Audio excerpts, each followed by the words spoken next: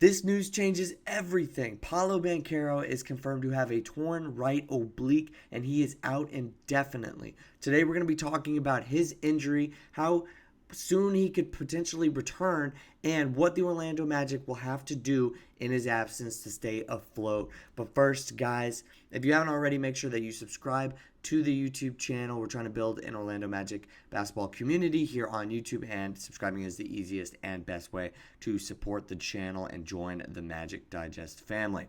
Okay, let's take a look at the initial injury report.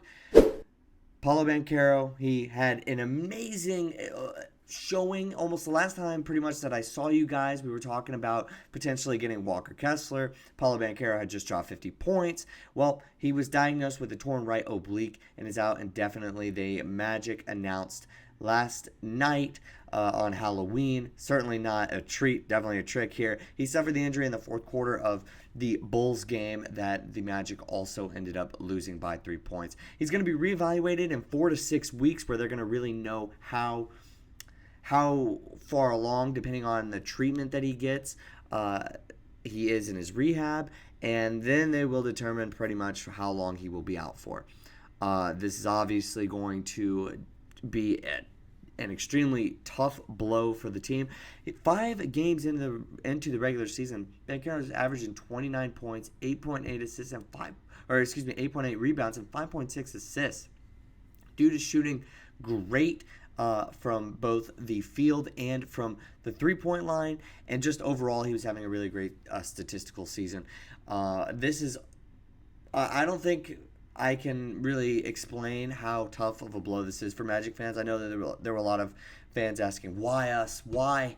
We finally feel like you kind of get over the injury bug, and then you entered the season with Jonathan Isaac hurt, but everybody else is still okay, and feel like this is the year that they're going to finally turn the corner, get past the first round, actually be competitive. Maybe we give a team like the Celtics, the Sixers, the Knicks a series, right? A real series, and past the first round. Now it seems like that is potentially in jeopardy, because this team is going to have to pick up the pieces over the next month and a half, 2 months or so, while Paulo Banchero, their best player, their franchise, gets back up to speed and can get back out there on the court. He was on a trajectory that was certainly sky is the limit.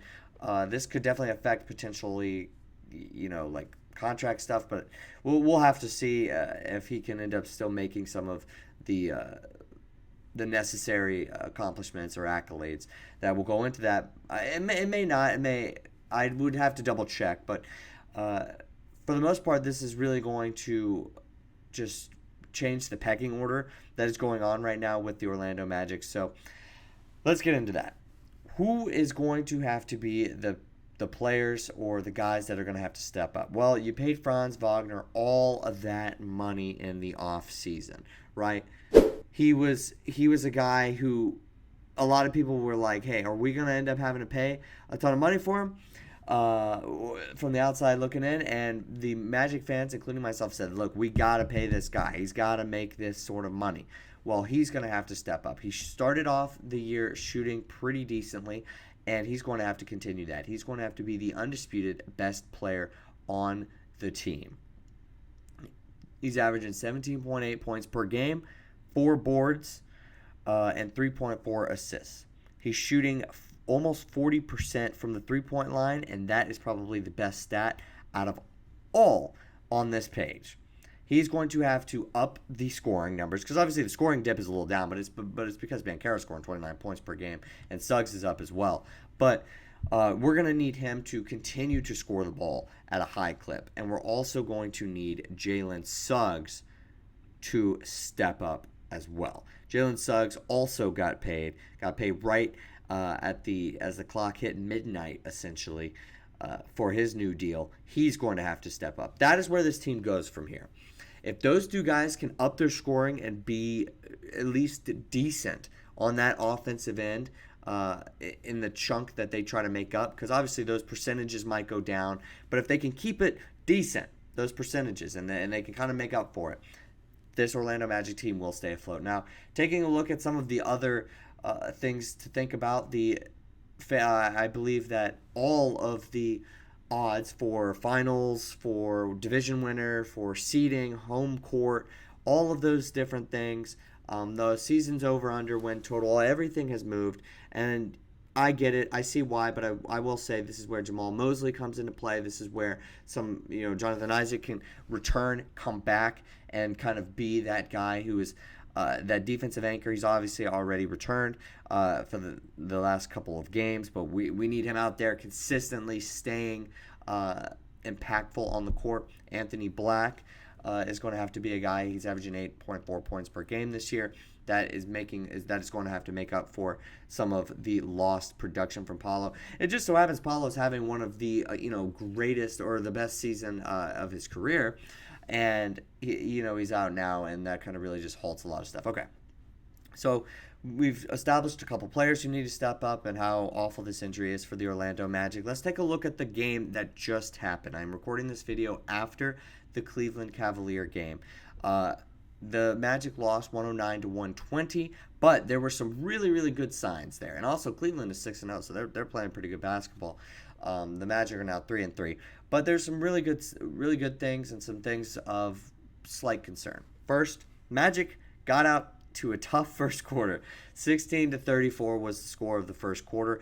That is not going to fly, and I do think that they missed their guy in that opening quarter, and that is something that I don't think will apply to future games, but something to note in this game, and why I think that this team didn't really have too much of a shot to win that first game without Paulo Banchero. The rest of the game was closer, 28-29 in the second quarter. That advantage goes to the Cavs, 34-32 in the third, and 31-25 in the fourth.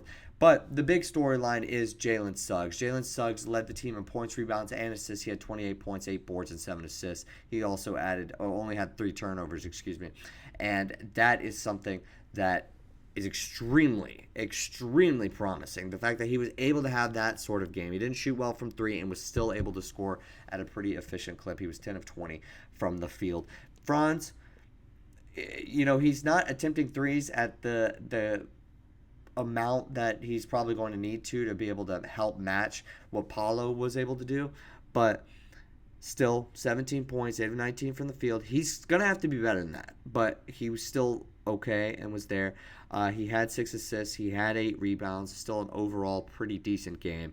Anthony Black would have liked to see more from him, see more productivity, but the main issue right now is KCP. I would say he's gotten off to an extremely slow start on offense. He's averaging 5.6 points per game through the first bit of this year, 28% from the field. He had 7 points. So the starters were pretty interesting. Yeah, the Wagner brothers, KCP, Suggs, and Black.